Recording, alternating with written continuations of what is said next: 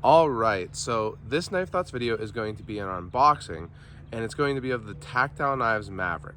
And it's one that I'm really excited about because when I first saw this knife was coming out, it just looked like such a simple, classic design, which I really love, and especially when it is made well, which I think is to be expected with Tactile Knives.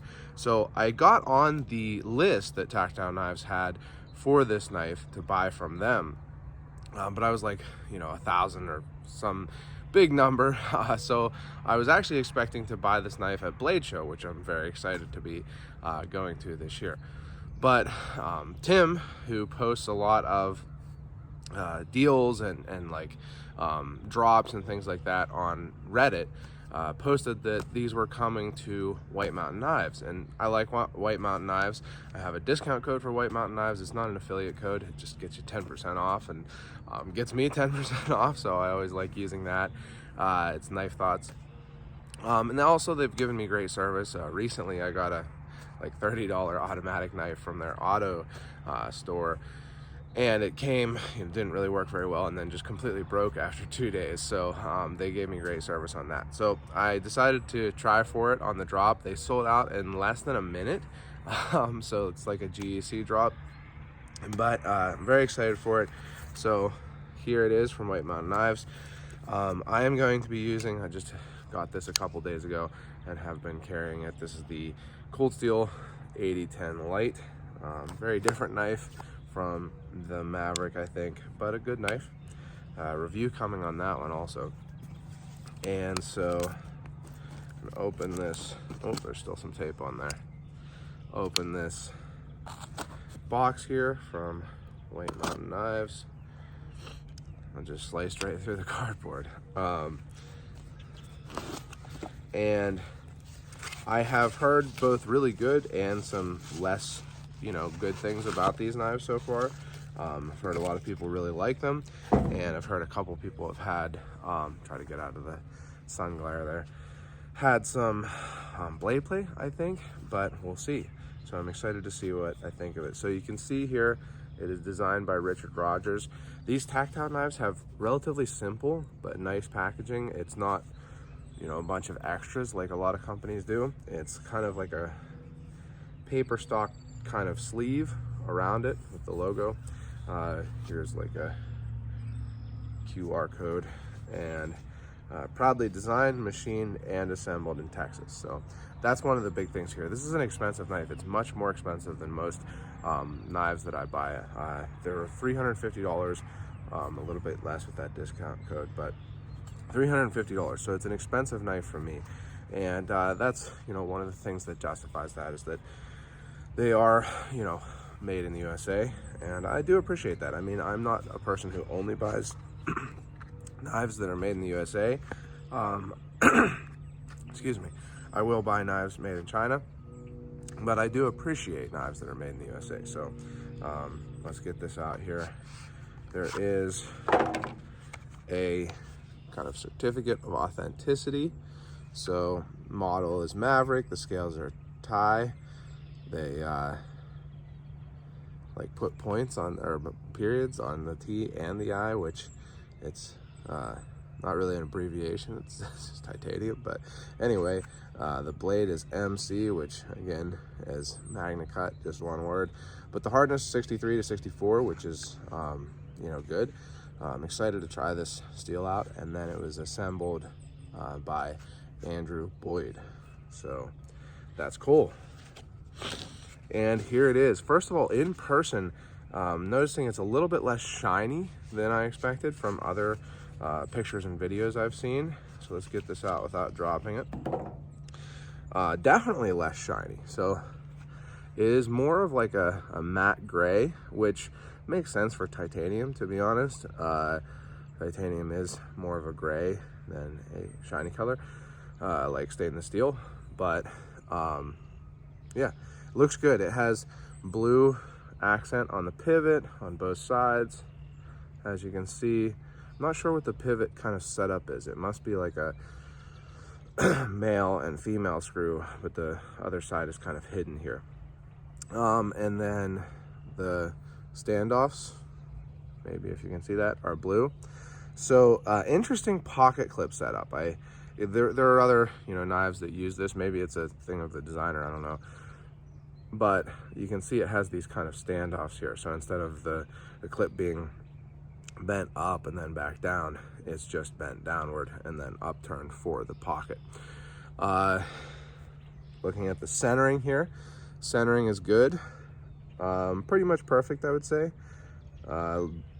Blade looks nice and straight and all that. This is an axis, well, it's not an axis lock. Axis lock isn't patent anymore. It's whatever Tactile Knives is calling the axis lock. It's a, you know, bar lock basically. And it's a lock that, you know, I like. It's not really a selling point for me, but the selling point, or one of the selling points, is this machining. So really nice machining. It has this you know, just lined machining, but then there's you know, kind of divots in the lines because of how it's machined. So let's see how the action is. Didn't flick out very strongly there. It is nice and smooth closing. I would say that the springs, whatever they're calling the version of the Omega springs, are definitely not as strong as I would have expected. So I wish I had, I actually think I only have one other axis lock, which is a Benjamin Griptilian, and it definitely, I think, pulls the blade closed a little bit stronger than this is. So yeah, see what I think of that. I don't know, it's not too bad flipping it open, and it is pretty smooth. Let's see how about that lockup. So no forward and back play at all. It's real solid that way. I'm gonna unlock it here, and I don't feel any side to side either. So very nice on that. It does just, I think it's because of that, you know, not having a super strong spring or springs, that there's not much of a detent feel to it. It just kind of feels like you're just like pushing it out of the handle. Whereas, you know, pretty much any knife, lock, design, whatever system, it feels like they feel like they have a detent. And so then when you push it, that's what allows you to get it to flick open relatively easily, is you push past that detent and then it carries that momentum, you know, all the way open. Certainly I can flip this all the way open, but it would definitely feel better with more of a detent. So, you know, like, I'm gonna be honest here. It's one of those things where when I buy a $350 knife, I don't want to have that. Like, there's really not a reason for that. You know, I understand things being more expensive made in the USA. I really do. I mean, I understand that there's a, you know, downsides to things being manufactured overseas for the people who, you know, do the manufacturing, that there's political concerns and all that.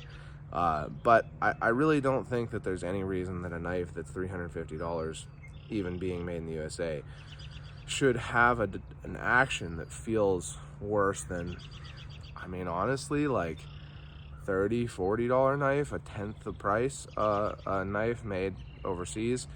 It's one of those things that it really makes it difficult for me to buy and appreciate knives like this that are made in the USA, because, you know, it's beautiful machining. There's no question that it has beautiful machining. It's a beautiful design. This knife feels great in my hand. It's a simple handle, and if you watch my channel, you know that I think a simple handle makes for an ergonomic handle. It has a beautifully shaped blade. I mean, classic drop point.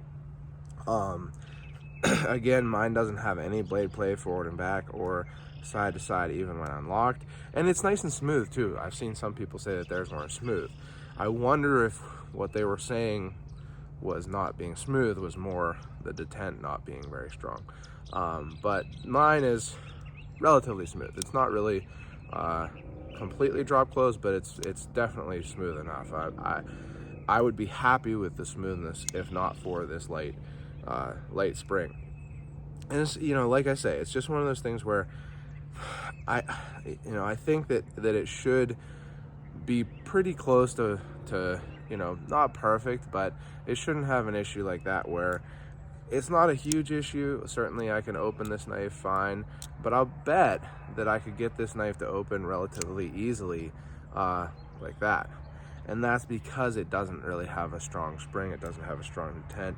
It doesn't, pull itself closed very hard. It does pull itself closed, but not very strongly. I just, it makes it difficult for me to buy these knives that are expensive. And I know this isn't, the price of a Hinderer or a Sebenza or, whatever. Certainly, Medford or something.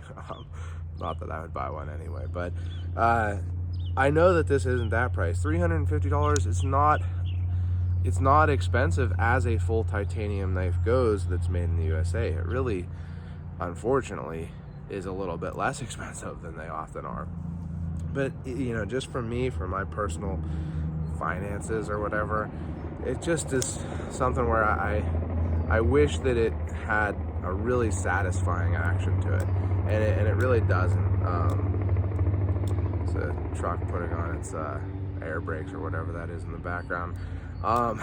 But it just doesn't have an incredible spring feel to it. It doesn't have an incredible detent feeling. So yeah, I'm gonna have to think about this one, to be completely honest. But I hope you've enjoyed the unboxing. I am truthful in my unboxings. I'm not gonna tell you I like something, or I'm not going to tell you something's perfect if it's not. So I hope you enjoyed it. If you did, give it a thumbs up, subscribe to the channel, click the bell and select all so you know when I post new videos.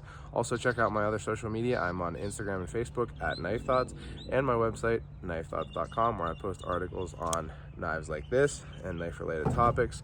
And last but not least, as always, don't forget to go out and do good.